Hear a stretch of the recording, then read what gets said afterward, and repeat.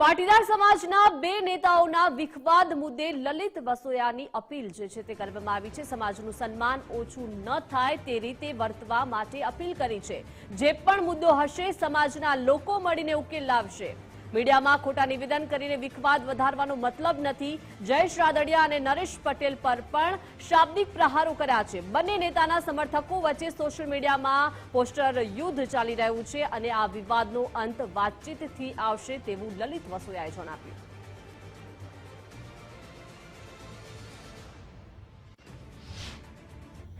પરંતુ અત્યારે સમાજના ભાઈઓ સોશિયલ મીડિયાની અંદર, ટીવી મીડિયાની અંદર એકબીજાની તરફેણો કરી અને જે રીતે પાટીદાર સમાજની પાઘડી ઉછાળી રહ્યા છે એને કારણે મિત્રો પાટીદાર સમાજની આબરૂને કલંક લાગે છે। જે કાંઈ પ્રશ્ન હશે એ સમાજના આગેવાનો ભેગા મળીને પતાવશે। આજે નહીં તો કાલે એ પ્રશ્ન પતવાનો છે।